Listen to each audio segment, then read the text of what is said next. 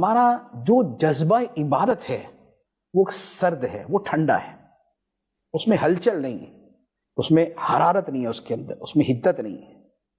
اب یہ کیسے پیدا ہو؟ تو اس کا طریقہ میں عرض کرتا ہوں۔ اس کے لیے سب سے پہلی بات تو یہ ہے کہ سارا دار و مدار ہے دل کی حالت کے بدلنے پہ۔ پکڑ دھکڑ کی عبادت کروانا جو ہے ہو تو جاتی ہے، لیکن جب دل نماز میں نہیں ہے، جب دل عبادت میں نہیں ہے تو اس پر استقامت بڑی مشکل ہو جاتی ہے۔ تو اب اس کا طریقہ کیا ہے؟ اس کا پہلا طریقہ تو یہ ہے کہ بندہ ایک مرتبہ یہ عزم کرے کہ یار مجھے عبادت گزار بننا ہے، مجھے اپنے رب کی بندگی کرنے والا بننا ہے۔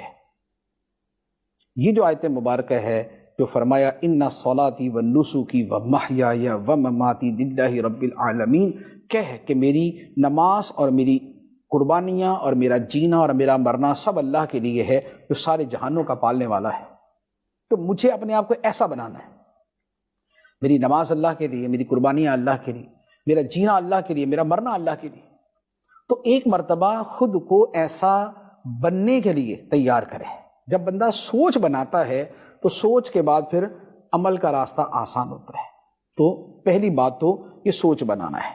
دوسرے نمبر پہ کیا ہے کہ یہ جو دل عبادت کی طرف نہیں آتا، اس کی وجہ ہوتی ہے دلوں پہ زنگ لگنا، اور زنگ لگتا ہے گناہوں کی وجہ سے اور غفلت کی وجہ سے۔ جب ہم گناہ کرتے ہیں تو دلوں پہ زنگ لگتا ہے، جب ہم غفلت کی زندگی گزارتے ہیں تو دلوں پہ زنگ لگ جاتا ہے۔ جب زنگ لگا ہوا ہے تو وہ عبادت کی طرف آتا نہیں، نصیحت اس پہ اثر نہیں کرتی۔ اب اس کا طریقہ یہ ہے کہ اس زنگ کو دھویا جائے۔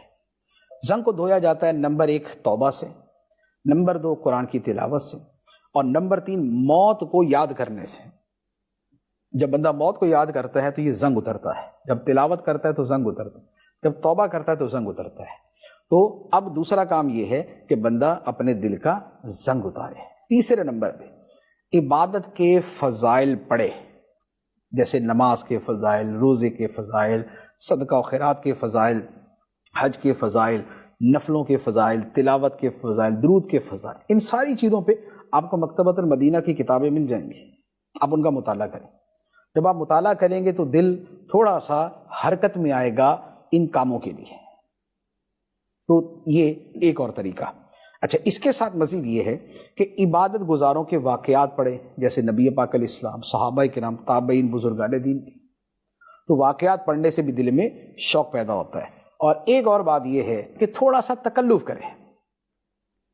بندہ ہر کام یوں نہیں شروع ہو جاتا کہ یکدم جذبہ پیدا ہوا اور بندہ پوری زندگی کرتا جائے، ایسا نہیں ہوتا۔ شروع میں تکلف کرنا پڑتا ہے، تھوڑا سا تکلف کرتے کرتے عادت بن جاتی ہے، عادت کے بعد لذت شروع ہو جاتی ہے۔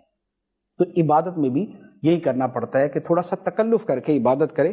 ایک بزرگ کا بڑا خوبصورت فرمان ہے، فرمایا کہ 20 سال میں نے نماز مشقت سے پڑھی اور 20 سال سے نماز کا مزہ لے رہا ہوں۔ یعنی کہ 20 سال آپ نے آپ کو لگا کے رکھا کہ صحیح پڑھنی ہے، صحیح پڑھنی ہے، صحیح پڑھنی ہے۔ تو 20 سال میں پھر نفس اس کا عادی ہو گیا، اب اس کے بعد عبادت میں مزہ آنا شروع ہو گیا۔ تو لہذا تھوڑی سی مشقت کر کے عبادت کی راہ پہ آئیں، اس کے بعد آہستہ آہستہ یہ بندے کی طبیعت کا حصہ بن جاتی ہے اور پھر انسان کو اس میں مزہ آتا ہے۔